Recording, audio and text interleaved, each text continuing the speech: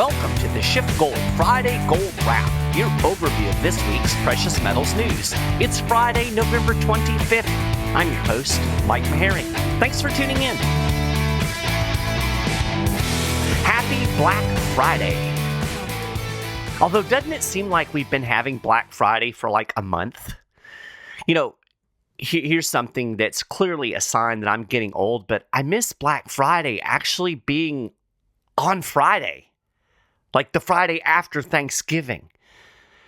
Now we do Christmas for the entire month of November. You know, Thanksgiving just kind of gets run over by Santa and his reindeer. Again, I guess this is just a sign of me getting old. It's just the way it is.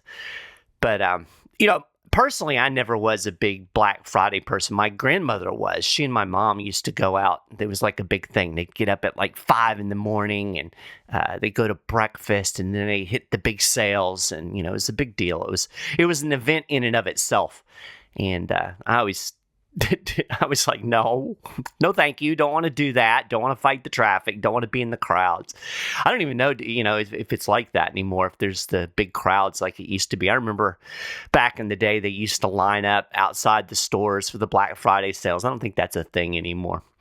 But I don't know. Here's some trivia for you. Do you know why they call it Black Friday? It's because it's an awful day. That's why. Now, you might be thinking, well, Mike's just being a bah humbug Scrooge. It's the old man. Get off my lawn. But no, it's actually true. That's literally where the name came from. Now, you've probably heard that they call it Black Friday because it was traditionally the busiest shopping day of the year. And it gets retailers out of the red and into the black financially for the first time during the year.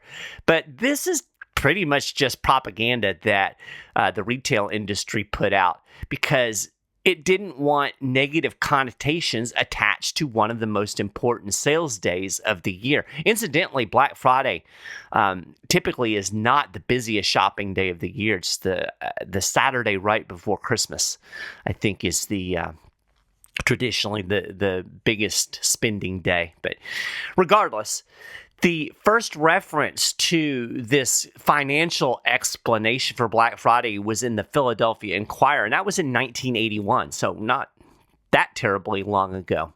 But the earliest known use of the term Black Friday predates that Inquirer article by like 3 decades.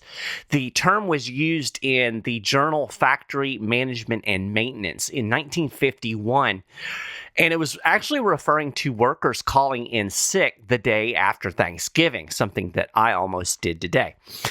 And at the same time, cops in Philadelphia started using Black Friday and Black Saturday to describe the crowds and the traffic congestion as shopping season kicked off for Christmas the weekend after Thanksgiving. In 1961, a public relations expert recommended rebranding the days Big Friday or Big Saturday, and that went nowhere.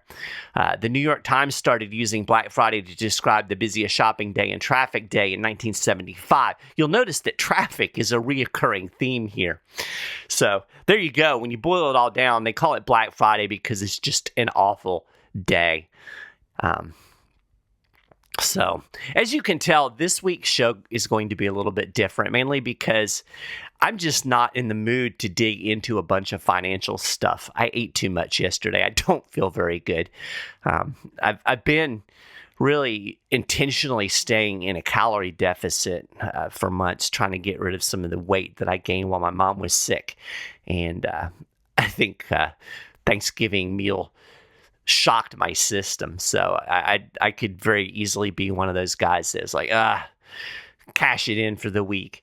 And so, I did actually toy with taking the day off. But, I figured some of you might need something to listen to if you're out there fighting traffic for Black Friday, if you're inclined to do that sort of thing. So, I'm a pleaser, didn't want to disappoint. So here we are. But in the spirit of the season, I'm actually going to mostly talk about Thanksgiving and pilgrims today, but not the story you're probably familiar with, not the narrative that they taught you in school. I'm going to tell you about how the Pilgrims tried socialism, and you're going to be shocked to learn that it didn't work. Real quick before I do that, though, I do want to touch on the Fed minutes that came out this week. it seems there is a lot of momentum for the pivot, at least the soft pivot. And, nothing's even broken in the economy yet, or at least not anything that's too obvious. Actually, there is a big problem in the bond market since the Fed stopped buying treasuries and started letting the bonds fall off of its books as they mature. So doing a quantitative tightening, the bond market has experienced increasing volatility and liquidity problems. In fact, there is talk out there about the possibility of the central bank abandoning quantitative tightening. I wrote an article about this that I will link to in the show notes page. Pretty interesting stuff. And, a lot of times when you're dealing with the economy, stuff will percolate kind of under the radar before things get really bad. So you'll remember back in like 2018, 2019, we were seeing the, now I can't think of the word for it. This is what happens when you don't script things out very well. But we started seeing, hold on, I'm going to have to look it up now. The repo market, problems in the repo market. That's what I was trying to think of. So we started seeing those issues in the repo market, which, no normal person is paying any attention to because this is something that's going on between banks. But that was percolating under the system back in 2018 when they were tightening. And it was kind of a precursor to them having to pivot and start cutting interest rates and stuff. And again, I mentioned this before, it was before the pandemic. But, so there's already talk about the Fed abandoning quantitative tightening. And again, I will put a link to this article that I wrote in the show notes page. I'm also going to include a podcast that Peter Schiff did that's outlining some of the economic data, indicating we are in what he called a stealth recession. Stealth because most people haven't acknowledged it. And again, it kind of goes to that point that things are percolating under the surface where there are problems in the economy that your average person isn't paying a lot of attention to, but indicates that the tightening that we've already experienced, the interest rate hikes, are already having some pretty strong negative impacts, at least under the surface.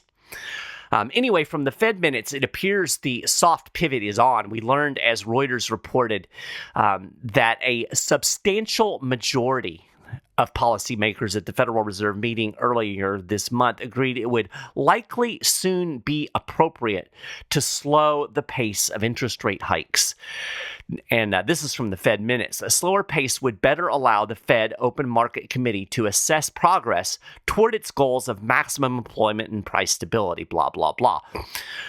The uncertain lags and magnitudes associated with the effects of monetary policy actions on economic activity and inflation were among the reasons cited. So they're nervous. They know that they've pushed interest rates far above what an economy that is really predicated on easy money and debt can handle. And so, there's talking about slowing it down. Now, granted, they're not ending tightening yet, but it's pretty clear it's going to slow down despite Jerome Powell's jawboning after the last meeting. And you may have noticed that inflation isn't whipped yet, right? And this really sets things up nicely for a hard pivot whenever something obvious breaks, when the market crashes or whatever it is. And this kind of confirms what I've been saying. These are not people who have the stomach to really do what it takes to take down the inflation dragon. I think the next 6 months to a year are going to be really interesting in terms of what happens in the economy. Speaking of something breaking, I almost forgot to mention the whole FTX thing, because that is, I was asking a guy that's really into crypto about this the other day, and I said, can you give me the dumb guy version of FTX? He said, think of it as 2008 minus the bailouts. So it's kind of what happened to like Lehman, and Ryan McMakin over at the Mises Institute, he wrote a really good article on how easy money from the Fed made the speculative investing in Bitcoin possible, and by extension helped set things up for this FTX collapse. And it's a very similar theme when you read what McMaken and kind of how he ties together the monetary policy, the speculative mania that we saw in cryptocurrency, particularly Bitcoin, and then this collapse. It all fits together. It's a very familiar theme, and it could very well be a canary in the coal mine for broader implications outside of the world of crypto. Meanwhile, more and more people in the mainstream are starting to talk about a big rally for gold in the near future. And of course, we've seen a pretty healthy rally over the last 3 weeks or so. The dollar hit a 3-month low yesterday. And of course, the strong dollar has been the biggest headwind for gold and silver. That, along with speculation that, interest rates are going to keep rising, that the Fed is going to keep tightening, and this is going to be negative for gold. So we're seeing some things that have been headwinds shifting direction here, with the dollar getting weaker, with the Fed talking about slowing down rate hikes, with inflation still raging. This morning, gold is just a tick above $1,750.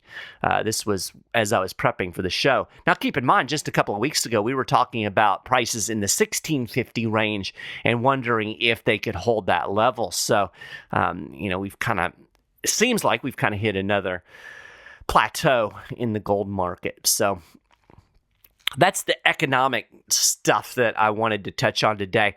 Let's talk about Thanksgiving. When I was a kid, we'd be making plans, or somebody would come up with an idea and we'd go, yeah, that sounds good on paper. When we said that something sounds good on paper, what we really meant was that while it kind of sounded like a good plan, it was never going to work. Sounds good on paper, not going to work in the real world.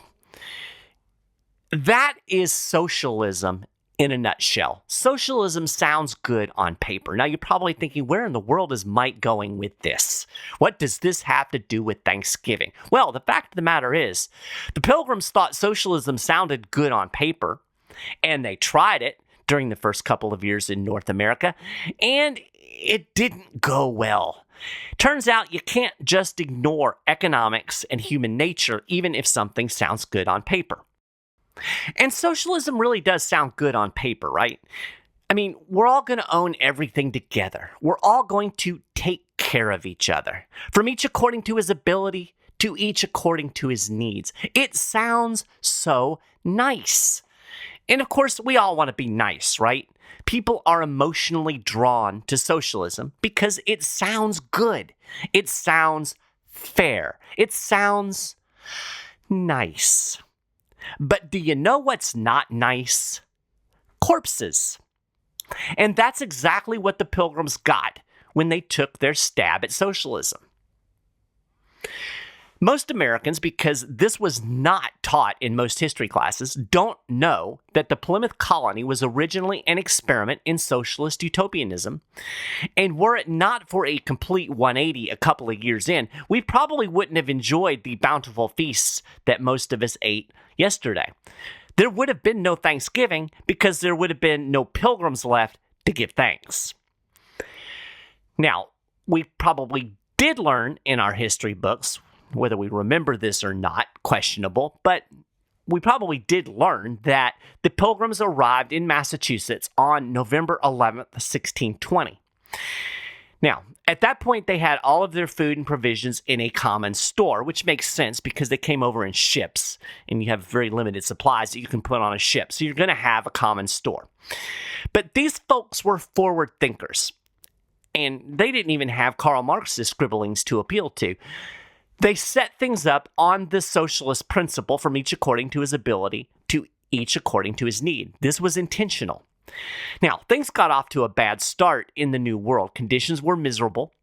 William Bradford described them in his journal. He wrote, "That which was most sad and lamentable, that in 2 or 3 years' time, half of their company died, especially in January and February, being the depth of winter, and wanting houses and other comforts, being infected with scurvy and other diseases, so as there died sometimes 2 or 3 a day.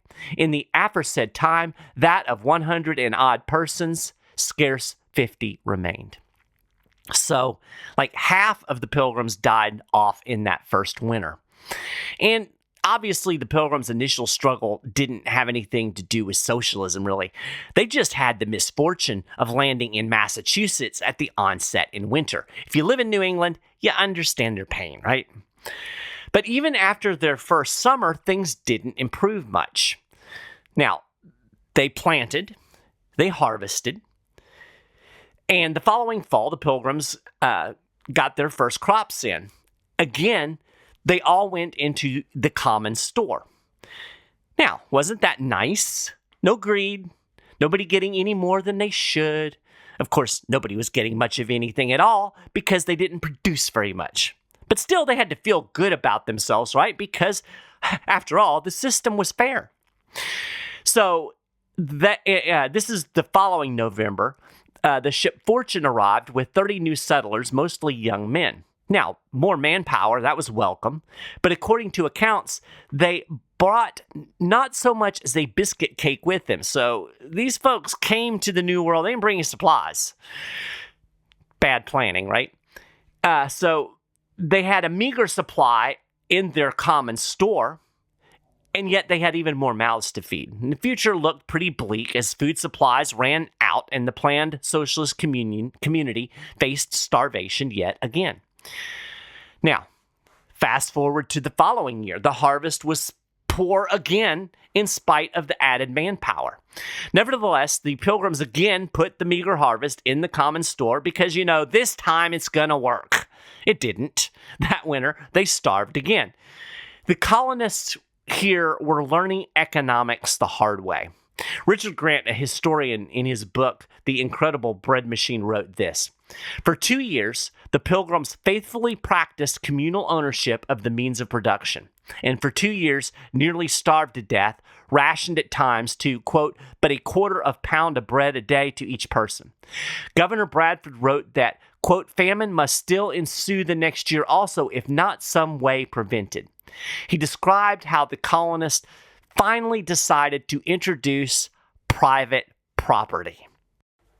So what I'm going to read here is Grant writing, but he's really pulling from Bradford's diary. And so you're getting the flavor of the way Bradford described this change in thought. Quote, the colonists began to think how they might raise as much corn as they could and obtain a better crop than they had done, that they might not still thus languish in misery. After much debate of things, the governor, with the advice of his chiefest amongst them, gave way that they should set down every man for his own, and to trust themselves, so assign to every family a parcel of land. This had very good success, for it made all hands very industrious, so as much more corn was planted than otherwise would have been by any means the governor or any other could use, and gave far better content. The women now went willingly into the field and took their little ones with them to set corn, which before would allege weakness and inability. Whom to have compelled would have been thought great tyranny and oppression. So in other words, they decided, instead of all working this common plot of land and putting all of their food, all of their corn in a common storehouse, they would assign every family their own parcel of land for them to work as they saw fit. And lo and behold, when people had their own land and their own motivation to provide food for their own family, there was a lot more food. People were willing to work. You didn't have this kind of I can't think of the word, kind of tendency in human nature when you know other people are doing something not to pull your own weight. When it's all on you to provide for your family, there's a lot more motivation to work. This is what the Pilgrims discovered as they got away from this kind of communal, everybody owns the land and we're going to put everything in a single store, to this idea of private property where each family had a plot and was responsible for providing for their own needs. Bradford goes on to describe what he learned was the folly of communal ownership. and this is directly from his journal, quote, "The experience that was had in this common course and condition, tried sundry years, and that amongst godly and sober men, may well evince the vanity and the conceit of Plato and other ancients, applauded by some of later times, that the taking away of property and bringing in community into a commonwealth would make them happy and flourishing, as if they were wiser than God.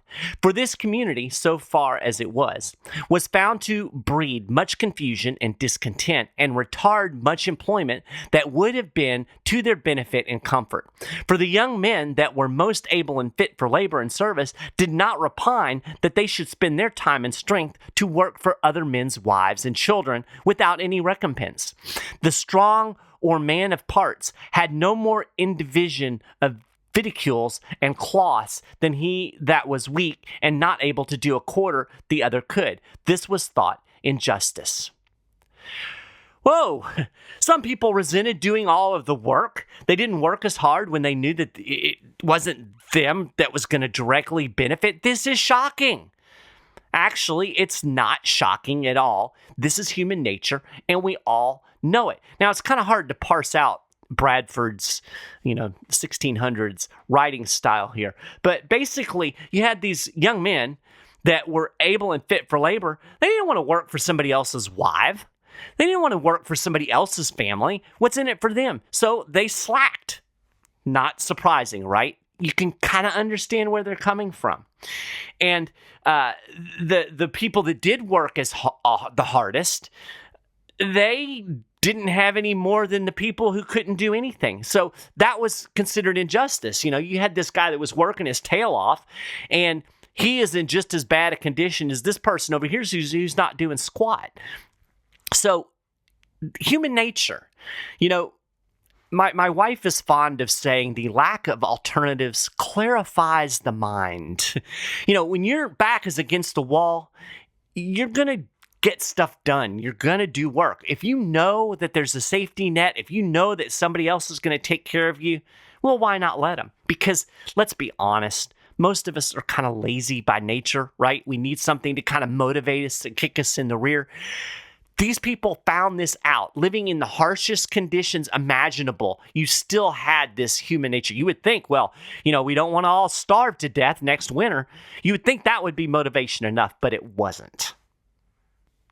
When we talk about economics is really just the science of human behavior as it applies to allocating resources.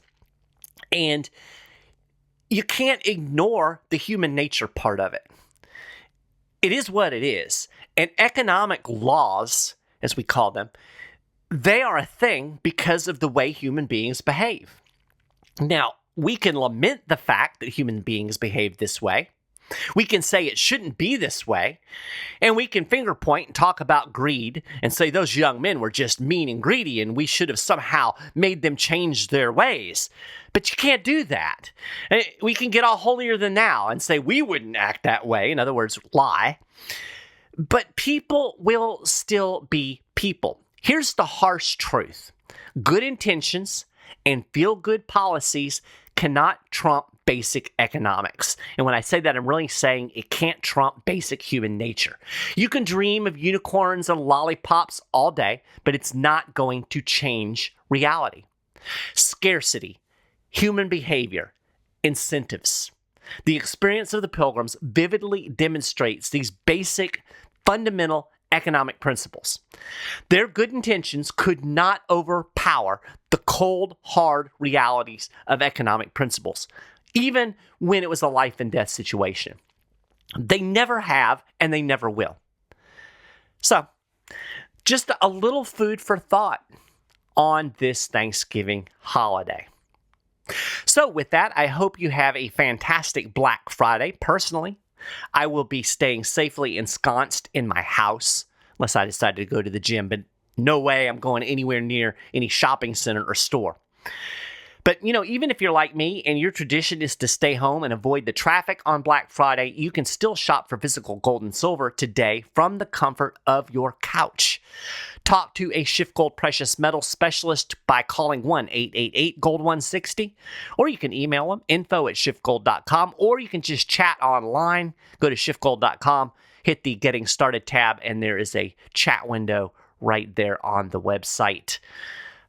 As I say every week, these guys are fantastic. They will look at your portfolio, your investment goals, and help you figure out how maybe precious metals can fit into your investment strategy. And gold and silver coins, not a bad idea for Christmas gifts. So, talk to those guys today. And with that, we're going to call it a gold wrap for this week. Of course, you can get more details on all of the things that I've talked about and more, and keep up with the latest precious metals news and analysis throughout the week over at schiffgold.com/news. If you haven't done it already, I can't imagine why not, but you can subscribe to the Friday Gold Wrap over at Apple Podcasts, Google, we're on Stitcher, we're on YouTube. Links to all of those things, plus our social media channels, are on the show notes page. You can email me, mmaharrey@schiffgold.com, mmaharrey@schiffgold.com. Love to hear from folks. Again, have a fantastic weekend, and we'll be back with a more regular Friday Gold Wrap next week.